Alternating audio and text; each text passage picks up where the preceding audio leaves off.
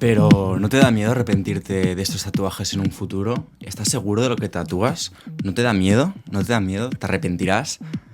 Estas preguntas típicas que nos hacen a las personas que vamos tatuadas o que la gente se hace a sí misma cuando se plantea tatuarse, o el primer tatuaje, o el quinto, o el sexto, parece una pregunta trivial, pero en realidad encarna y encapsula una reflexión filosófica muy potente para explicar nuestro presente, nuestra política y en general cómo nos desenvolvemos en el mundo de manera contemporánea. Como veis, llevo unos cuantos tatuajes, algunos de más heavy que otros, así que creo que tengo algo que decir sobre el tema y si os parece vamos a hacer una reflexión filosófica a partir de este libro, El cuerpo enunciado, de Pablo Cerezo, publicado en el siglo XXI, que creo que es una lectura clave para entender el fenómeno del tatuaje. Y si os parece, vamos a ir con este vídeo ensayo reseña. ¡Hala! Vamos para allá.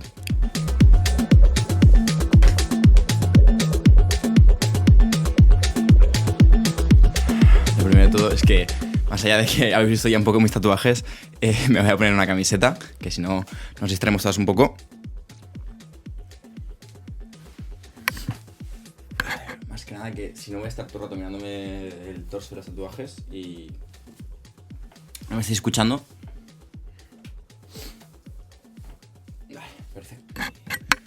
Vale, perfecto. Creo que se me siguen viendo los tatuajes igualmente, así que el point está hecho. ¿Por qué este vídeo? ¿Por qué este libro? ¿Y por qué la pregunta que decía, no? ¿Por qué la pregunta por si te arrepentirás en un futuro de esos tatuajes encarna muchas cosas sobre el presente filosófico? Así que vamos a hacer un pequeño snippet de reflexión y luego damos paso a la reseña del libro. ¿Por qué es importante esta pregunta? Porque esta pregunta, si la separamos por trozos, vamos a desgranar un poco esta cuestión filosófica, esta pregunta, ¿no? De ¿te arrepentirás en un futuro de tus tatuajes? El arrepentimiento presupone la capacidad de hacerse una historia de uno mismo y verse en un pasado y poder discernir por qué algunas cosas estamos de acuerdo con ellas y otras no, ¿no? En ese sentido. Luego implica que exista un futuro, ¿no? Entonces, cuestión que creo que está filosóficamente en duda últimamente, que para que te dé miedo a arrepentirte de algo en un futuro, primero necesitas creer en la capacidad de ese futuro y no en el colapso ecológico, el colapso democrático de las instituciones, de los poderes y del mundo, ¿no? Tal y como lo conocemos, y por lo tanto creemos que el tatuaje está muy vinculado a eso. Si os parece, vamos al libro, os doy un poco mi opinión sobre el libro y pasamos a las reflexiones. Vale, el libro, como os decía, es un libro que se acaba de publicar por Pablo Cerezo, es el primer libro que publica. Tengo entendido que es una continuación de su TFG. Son la gente que tiene la librería Pérgamo, sí, creo que estoy pronunciando bien de memoria, en Madrid, así que si estáis por Madrid, pasaos, tienen pinta de ser gente majísima. Cuando vaya para Madrid ya les pegaré una visitilla, pero eso. Luego, es un libro publicado en la editorial del siglo XXI, que supongo que muchos conoceréis sobre todo por las ediciones que tienen de Michel Foucault. Y es un libro que plantea un poco utilizar el tatuaje como un punto de vista privilegiado para explicar nuestro tiempo. Entonces, es un libro que recomiendo sobre todo a las personas que no estéis muy acostumbradas a leer filosofía o os apetezca introduciros a la filosofía desde un punto de vista político o social, porque el libro para mí utiliza el tatuaje, ¿no? No como excusa, sino como espacio desde el cual pensar el neoliberalismo, la crisis política de nuestro tiempo, cuestiones sobre la identidad, ¿no? Un poquito en esta línea de pensamientos de izquierdas, ¿no? Que se sitúan pues, desde Mark Fisher hasta toda la serie de libros que hay en el presente que piensan sobre la cuestión de la imaginación, el futuro, la explotación afectiva de nuestras vidas, ¿no? Y contextualizando todo eso, ¿no? Hablando de Foucault, de todos estos autores. Si estáis muy leídas en estos aspectos, os aviso de que el libro repite un poco como los tropos comunes, tropos que ya he leído, ¿no?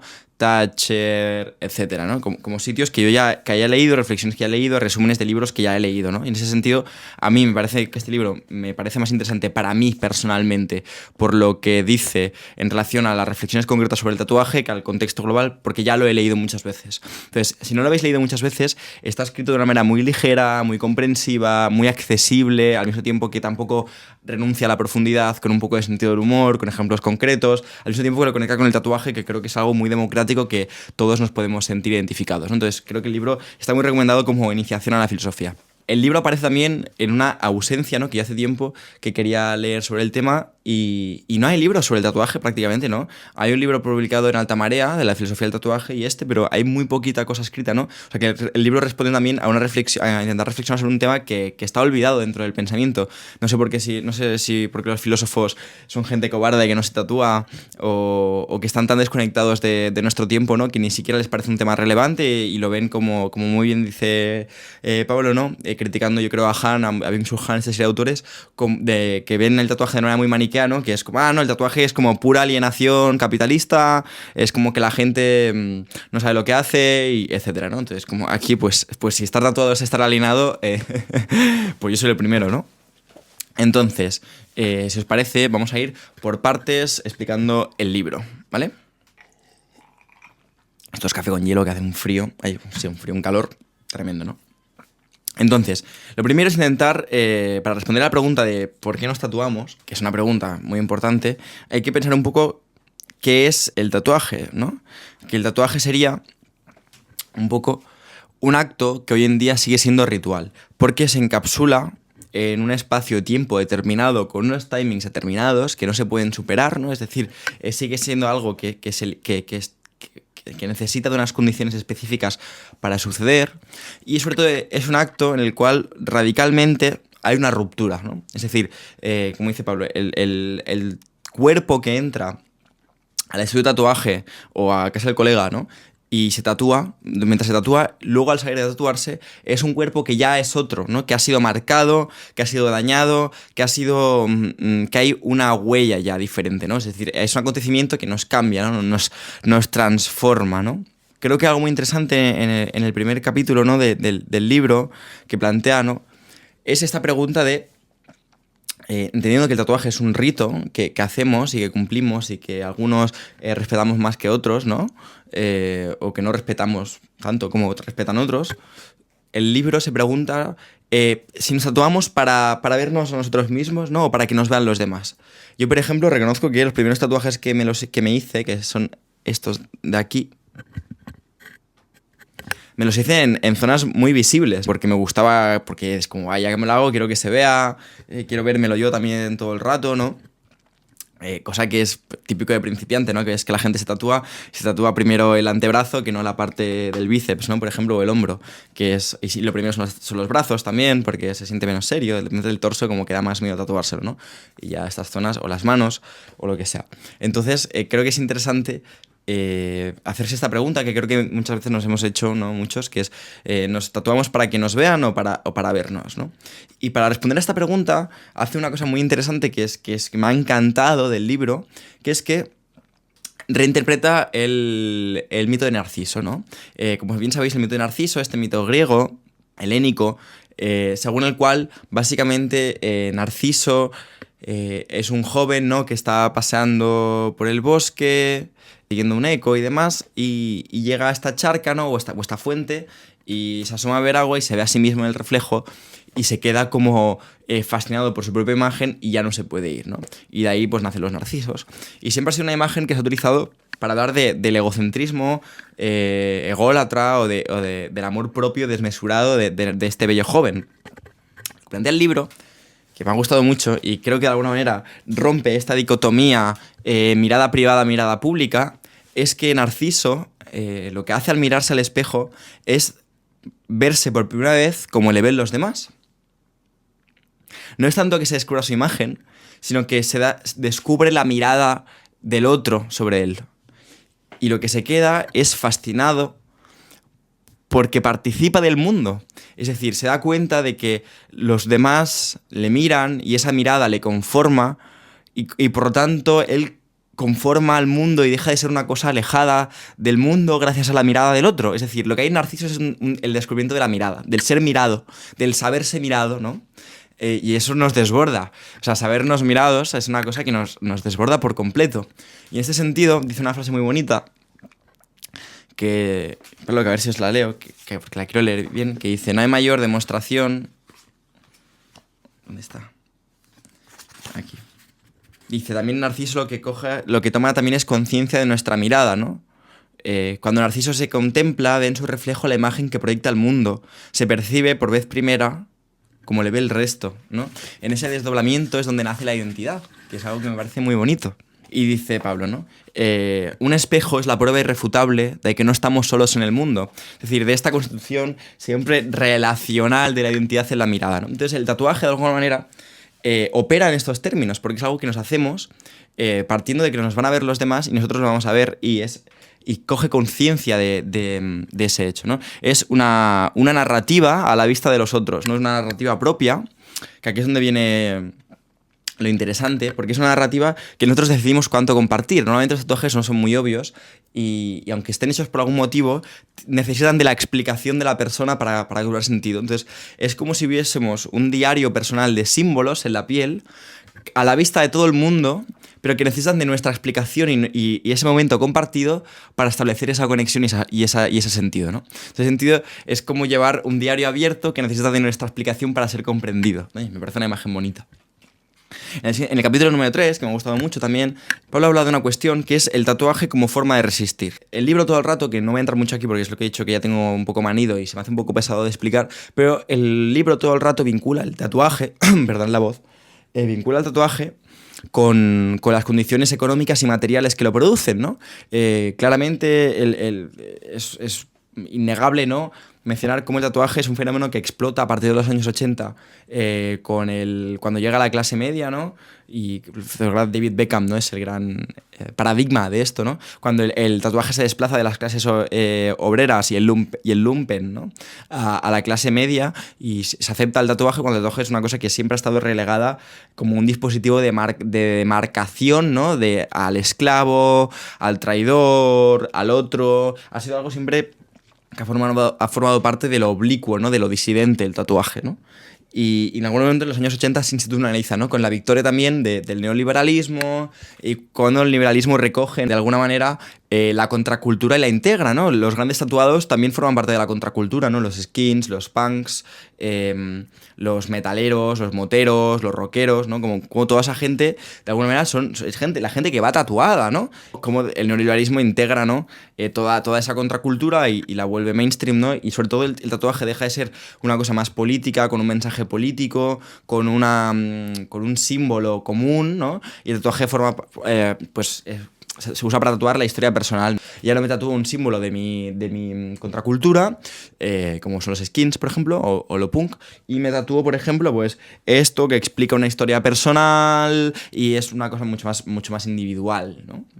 Individualista, pero al mismo tiempo propia, y es donde está la tensión que todo el rato explora el libro, ¿no? Pero como os decía, cuando el libro vincula, ¿no?, este fenómeno material, que para mí es un acierto y es algo que hay que hacer, ¿no? No hablar del tatuaje como algo fuera del tiempo y de sus condiciones materiales, ¿no?, y fuera de la invención tecnológica también, porque el tatuaje sufre una mutación a través de la invención de la máquina eléctrica de tatuar. La cuestión es que en un mundo cada vez más desterritorializado, ¿no? No sé decir esta palabra nunca, donde acaece un vacío simbólico de precariedad institucional, de falta de sentido, de falta de certezas, de falta de narrativa, ¿no? Como esa posmodernidad que decía Lyotard se instala, hay una caída de las grandes narrativas, de las grandes instituciones, ¿no? Como ese Nietzsche de Dios ha muerto, ¿no? Hay un vacío en nuestra época.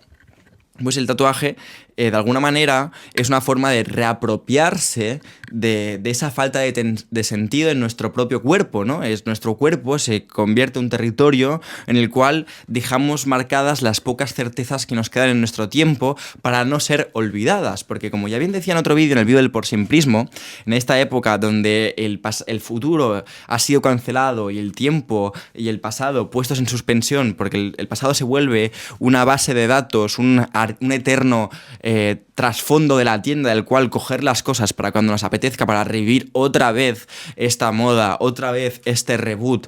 No hay capacidad para la memoria.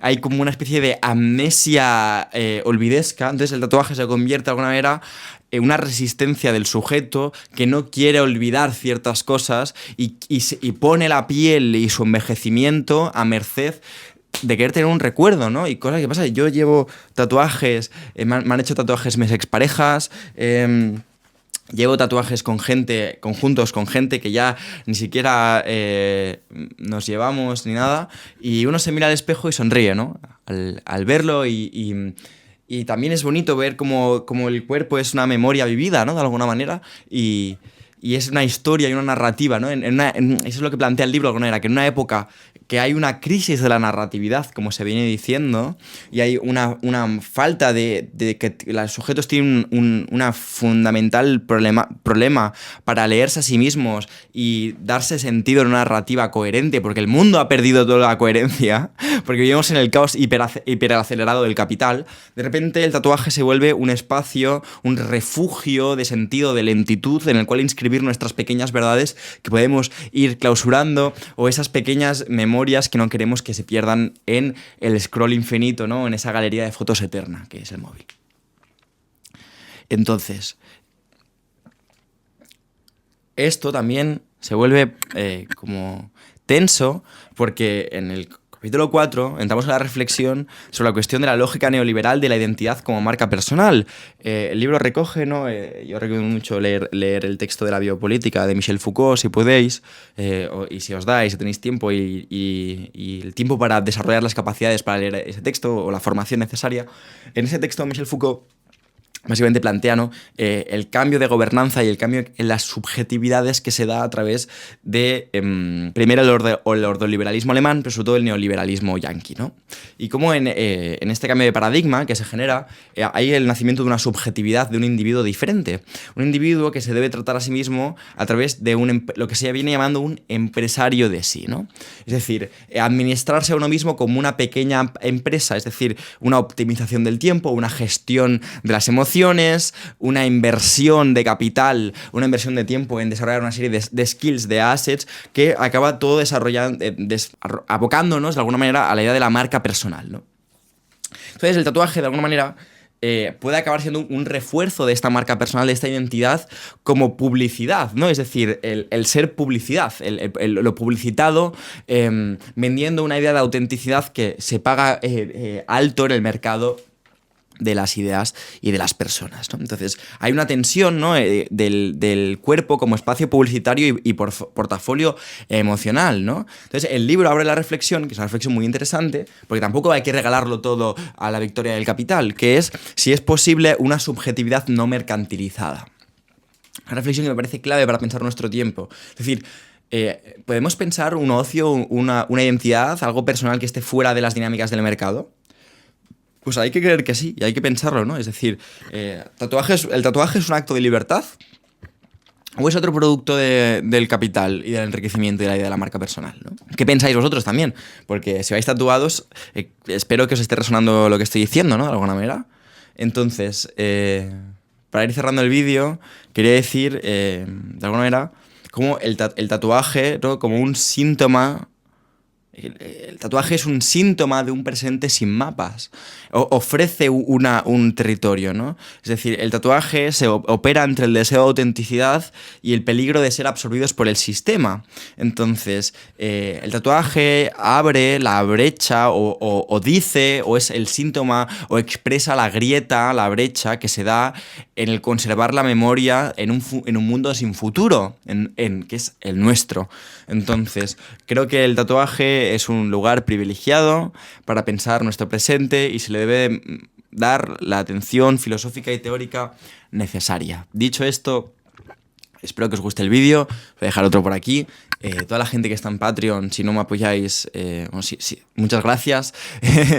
Si no lo conocéis aún, os dejo aquí el enlace en la descripción por si me queréis apoyar y hacer que todo esto sea posible. Felicidades, Pablo, si has visto el vídeo por el libro. Y nada, un besito, hasta la próxima. Chao, chao.